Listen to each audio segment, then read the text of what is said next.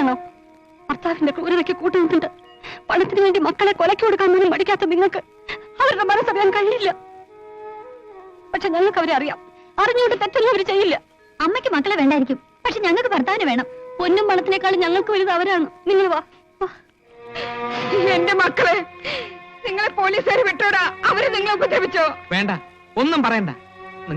നിങ്ങളൊരു അമ്മയല്ല. പോലീസുകാരുടെ മുമ്പിൽ വെച്ച് ഞങ്ങൾ കെഞ്ചിയപ്പോ ഈ സ്നേഹമൊക്കെ എവിടെ പോയി? എന്റെ മക്കളെ നിങ്ങളെ അവിടെ വിട്ടേച്ചു പോരാൻ അമ്മയ്ക്ക് മനസ്സുണ്ടായിട്ടല്ല. എല്ലാം മനസ്സിലായി. നിങ്ങൾ ഈ കാണിച്ച സ്നേഹം വെറും കളവാ. നിങ്ങൾ മക്കളെയല്ല സ്നേഹിച്ചത്, മക്കളുടെ പണത്തെയാ. മക്കളെക്കാൾ വലുതാണ് 30,000 രൂപ. ശ്രമിച്ചപ്പോഴും അത് വിശ്വസിക്കാതിരുന്നതാണ് ഞങ്ങൾ ചെയ്ത തെറ്റ്. ഇപ്പൊ എല്ലാം ബോധ്യായി. അന്ന് ആ പാവം പെണ്ണെ തല്ലിക്കൊന്ന് കുഴിച്ചുകൂടാൻ തന്നെയാ ശ്രമിച്ചത്. അമ്മയാണ് കൂട്ടുവന്നു. മോനെ, നിങ്ങളുടെ അമ്മയോ? ഞാനൊരു പെണ്ണിനെ പ്രസവിച്ചില്ലേനോ? ഒരു പെണ്ണിനെ തല്ലിക്കൊല്ലുന്നത് കാണാൻ നിങ്ങളുടെ അമ്മയ്ക്ക് കഴിയോ? എന്റെ മക്കളാണ് സത്യം. ഒന്നും ഞാൻ അറിഞ്ഞിരുന്നില്ല. നിങ്ങളുടെ അച്ഛൻ ചെയ്തതൊക്കെ ശരിയാണെന്ന് ഞാൻ പറയുന്നില്ല, പക്ഷെ അനുസരിക്കാനേ എനിക്ക് കഴിഞ്ഞുള്ളൂ.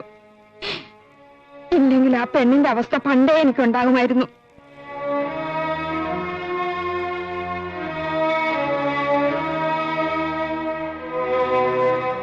അന്ന് പൊന്നും പണവും കൊണ്ട് മായ ഒളിച്ചോടിയെന്ന് കള്ളക്കഥ ഉണ്ടാക്കിയപ്പോ ഞാനും അത് വിശ്വസിച്ചു. അത് അങ്ങേരെ തന്നെ ഒളിപ്പിച്ചു വെച്ചതാണെന്ന് കണ്ടുപിടിച്ചിട്ടും ഞാനത് ഭാവിച്ചില്ല. മക്കളെ ഇപ്പോഴും അത് എന്റെ കയ്യിലുണ്ടെന്ന് നിങ്ങൾക്ക് അറിയില്ല.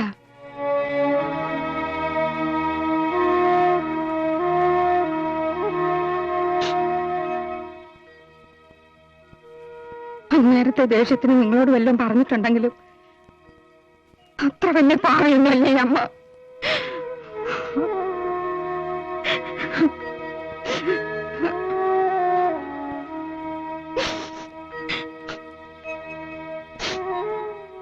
മായ ഇപ്പൊ എവിടെയുള്ളത്? പാവം, അവളെ എത്രയും വേഗം കൂട്ടിക്കൊണ്ട് വരണം. നിങ്ങളുടെ അച്ഛൻ ആരും അറിയാതെ ജയദേവന് വരെ കല്യാണം ഉറപ്പിച്ചിരിക്കുക. ഈശ്വര, വേറൊരു കല്യാണം? അത് അച്ഛനും മാത്രം തീരുമാനിച്ചാ പോരല്ലോ. ഈ കല്യാണം നടക്കാൻ പാടില്ല. അല്ലേ? 300 എണ്ണമുണ്ട്. വളരെ വേണ്ടപ്പെട്ടവരെ മാത്രമേ ക്ഷണിക്കുന്നുള്ളൂ. നിൽക്കവിടെ. ഒരു പെണ്ണിന്റെ ജീവിതം നശിപ്പിച്ച പോരെ നിനക്ക്? ഈ കല്യാണം നടക്കില്ല. നടക്കില്ലേ? അത് പറയാ നീ ആരാടാ? കല്യാണം തീരുമാനിച്ചത് ഞാനാ. ആ തീരുമാനം മാറ്റണം എന്നാ പറഞ്ഞത്. എന്നിട്ട് കോട്ടപ്പുറത്ത് ഭരതപ്പിള്ള ഇവിടെ കോട്ടുമായിട്ടോണ്ടിരിക്കണോ?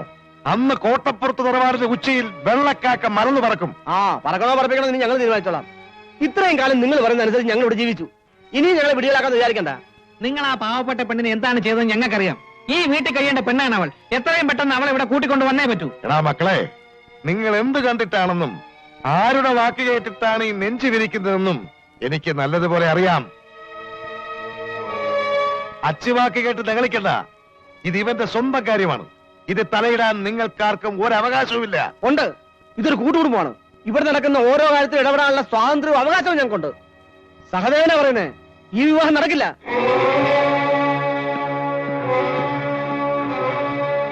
മോനെ ജയദേവ, അമ്മ പറയുന്നത് മോൻ കേൾക്കണം. നിന്റെ അച്ഛൻ പറയുന്നത് കേട്ട് നീ എടുത്തു ചാടരുത്. മായ നിന്റെ ഭാര്യയാ. മിണ്ടാൻ പോലും കഴിയാത്ത ആ പാവത്തിന്റെ ശാപം നീ ഏറ്റുവാങ്ങരുത് മോനെ. എനിക്കാരുടെ ഉപദേശം വേണ്ട. ഇതെന്റെ വ്യക്തിപരമായ കാര്യമാണ്. അതിലാരും ഇടപെടുകയും വേണ്ട. അച്ഛനോട് കൊല്ലാൻ പറഞ്ഞാൽ കൊല്ലും, കെട്ടാൻ പറഞ്ഞാൽ കെട്ടും. നീ കെട്ടണമെന്ന് കാണണല്ലോ. കാണാനൊന്നുമില്ല.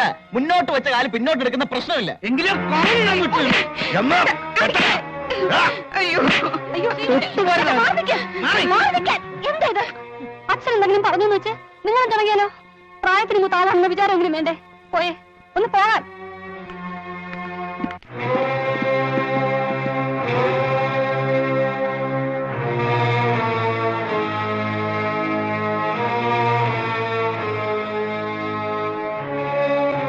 ഇപ്പൊ മനസ്സിലായില്ലേ മക്കൾ എങ്ങനെയുള്ളവരാണെന്ന്? അച്ഛൻ എന്താ പറഞ്ഞത്? പെടക്കോഴി കൂവിയാൽ നേരം വെളുക്കില്ല എന്ന്. ശരിയാണ്. പക്ഷെ പെടക്കോഴി വിചാരിച്ചാൽ പൂവൻകോഴിയെ കൊണ്ട് കൂവിക്കാനും പറ്റും, നേരം വെളുപ്പിക്കാനും പറ്റും. ഞാൻ വിചാരിച്ചാൽ ഇപ്പൊ തന്നെ നിങ്ങളെ അപമാനിച്ച് പകരം വീട്ടായിരുന്നു. പക്ഷെ അങ്ങനെ ചെയ്താ ഞാനും നിങ്ങളും തമ്മിൽ എന്താ വ്യത്യാസം?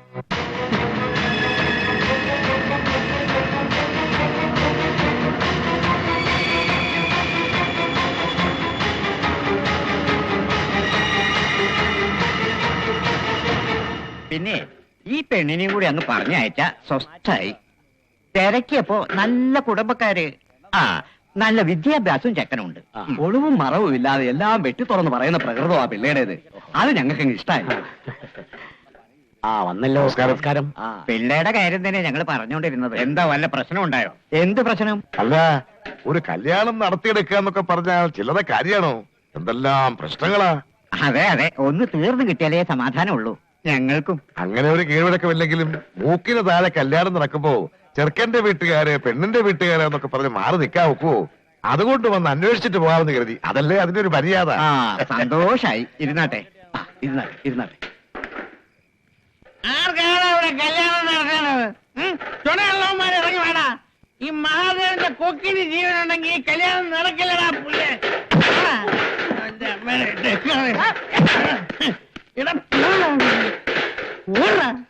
എല്ലാത്തിനെയും ഞാൻ അരിഞ്ഞു കളയും. ഇതാണോ കല്യാണം? കെട്ടുക കൊല്ലുക, കൊല്ലുക കെട്ടുക. ഇതെന്താ പിള്ളേരെ കളിയാണ്? ആരാ നിങ്ങൾക്ക് എന്താ വേണ്ടേ? എന്താ ഇത്? ആരാ ഇയാള്? പേടിക്കാനൊന്നുമില്ല, ഇത് നമ്മുടെ ആളാ. ഓഹോ, അപ്പൊ മനഃപൂർവ്വം ഞങ്ങളെ അപമാനിക്കാൻ വന്നതാണല്ലേ? ആണെന്നേരെ എന്താണോ ഇത്? ഇതാണോ കുടുംബമഹിമയുള്ളവരാണ് താൻ പറഞ്ഞത്? എന്താ പിള്ള ഇത്? മറ്റൊന്നും തോന്നരുത്. ഇവനാ എന്റെ മൂത്ത മകൻ. ആ തലയ്ക്ക് സുഖമില്ലാത്ത അതെ, ഭ്രാന്താണെങ്കിൽ പിടിച്ച് കെട്ടിയിട്ടൂടെ? കണ്ടോ ഇപ്പൊ എന്തായി? അനിയന്റെ കല്യാണമല്ലേ, ചേട്ടൻ ഉണ്ടാവണമെന്ന് പറഞ്ഞ് തുറന്നു വിട്ടില്ലേ? ഇപ്പൊ കണ്ടില്ലേ? പിടിച്ചോ അവനെ ഏറ്റുമുട്ടിയിട്ടാ മതി. എന്നെത്താനെ പൊക്കോളും. എന്താ